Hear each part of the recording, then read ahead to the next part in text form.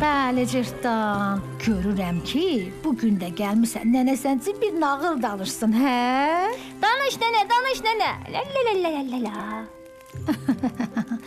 Sən otur, yaxşı, mən sənə qəşəng bir nağıl danışacağam. Elə bir nağıl danışacağam ki, sənə çox faydalı olacaq. Deməli belə, biri var idi, biri yox idi. Bir, Əsmər adında məktəbli qız var idi. Amma bu Əsmərin çox pis bir adəti var idi.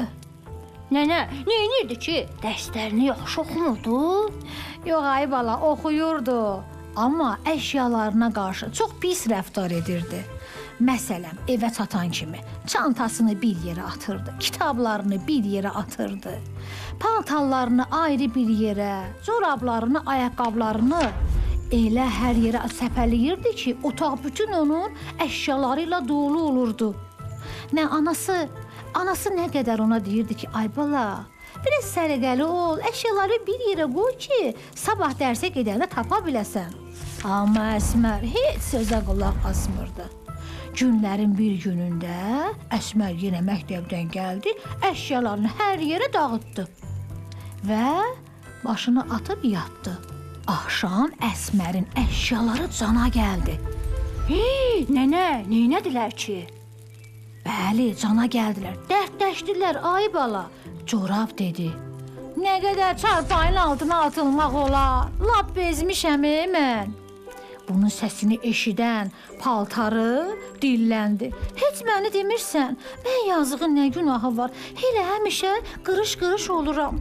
Heç kəs məni səliqəli görmədi. Bunu eşidən ayaqqabının dərdi açıldı. Ay, çoxdan da öz tayımı görə bilmirəm. Həmişə mənim tayım ayrı yerdədir. Belə, bütün əşyalar ağlaşdılar. Dedilər ki, gəlin bir iş görək. Gəlin bu cür sahibdən çıxaq gedək. Nədir, bizim qədrimizi bilmir. Hara gəldi atır. Bizdə özümüzə görə bir əşya yox. Səliqəli. O gecə onlar qaçıb gizləndilər. Səhər oldu. Əsmər yuxudan ayıldı. Nə görsə yaxşıdır, ay cırtdan. Nənə, nə gördü ki? İndi deyəcəm. Heç nə görmədi, ha bala. Gördü ki, bütün əşyaları yoxdur. Həm də dərsə gecikirdi. Bilirsən də, səliqəsiz olan uşaqlar dərsə qarşı da səhlənkar olurlar, ay bala.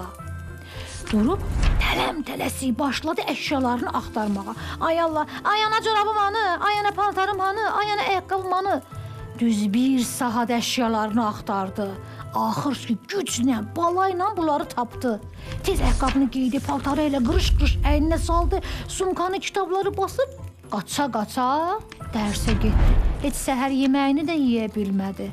Dərsə girəndə artıq dərsdən bir saat keçmişdi, ay bala. İçəri girdi. Uşaqlar hamı Əsmərə baxdı. Əsmərin üstü başı nə gündədir bilirsən, ay cırtdan? Yox, nənə, neynəmişdi? Pindi gəlmişdi?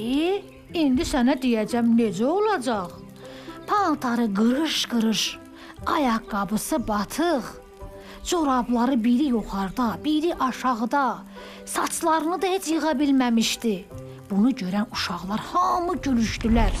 Müəllim də onun üzünə gözünə baxdı, dedi, ay Əsmər, bu nə halda gəlmisən? Əsmər çox utandı. Çünki istəmirdi dostları onu elə görsün. Müəllimi onu nəsihət elədi. Və dedi ki, Əsmər, məktəbə belə gəlmək olmaz. Sən niyə bu cür dərsə gəlmisən? Əsmər həmin gün çox peşman oldu və çox fikirləşdi ki, yəqin ki, əşyaları ilə doğru rəftar etməyib. Hə, axırda başa düşdü də, hə, nənə? Bəli, Əsmər ağıllı qız idi, amma ki, səliqəsinə fikir vermirdi. O gün ona çox böyük bir dərs oldu.